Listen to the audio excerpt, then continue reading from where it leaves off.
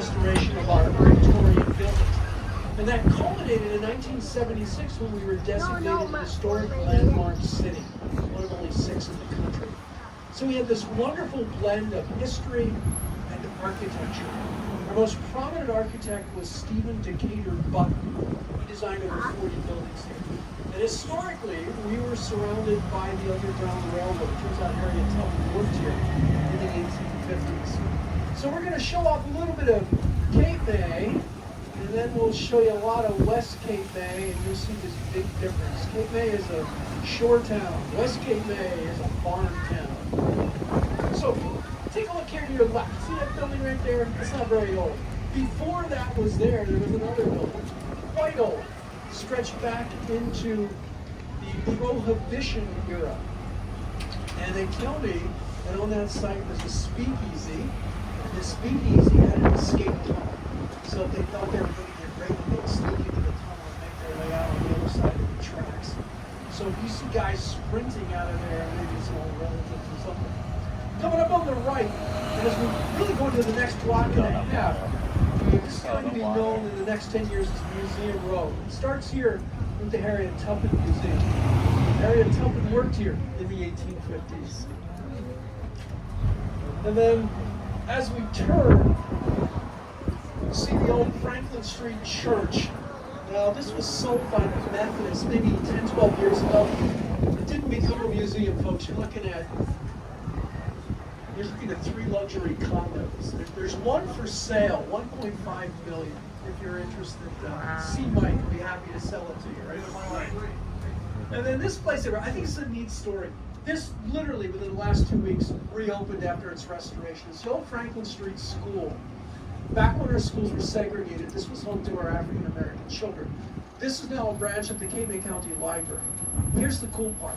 June 13th of this year, the citizens turned out and they formed a line from the old library on Ocean Street to the new one. And they literally passed the books hand by hand into the new facility.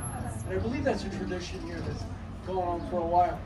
You may notice in the engine bays the firefighters doing cartwheels because they're so delighted to have this brand new firehouse.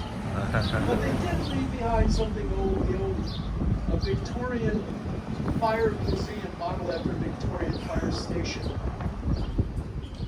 And then I always show off one of the beauties in town, Southern Mansions. They're coming up on the right. Built in 1860 for a Philadelphia store owner named George Allen. He made lots of money selling military uniforms during the Civil War. But he was selling to both sides, folks. This guy was not a patriot, he was a businessman. Take a look at this place. They do weddings out on that lawn. Set up white tables and chairs. Wow. Look at the far right. You see the spiral staircase? The bride comes down the spiral staircase. The groom gets locked in the steel cage over there. He can't get out. Last year they set up a tent on the front lawn. And I asked the big question. How much?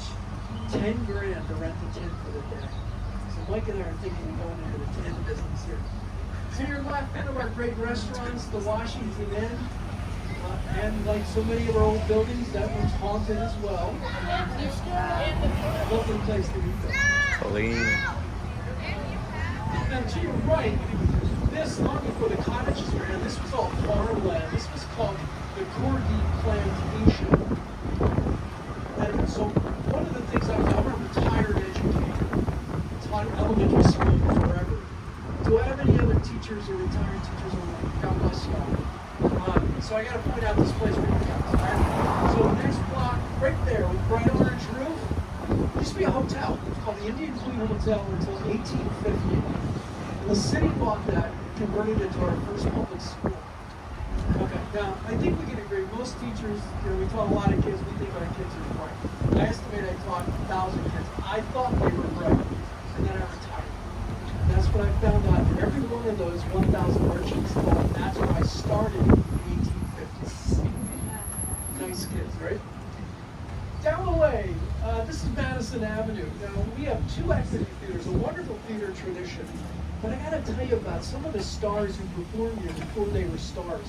At the old Cape May Playhouse, years ago, you would have seen Gloria Swanson. How about Jessica Tandy? You were driving Miss Daisy? Now this one, you got to think about this one. Get your trivia hats on. This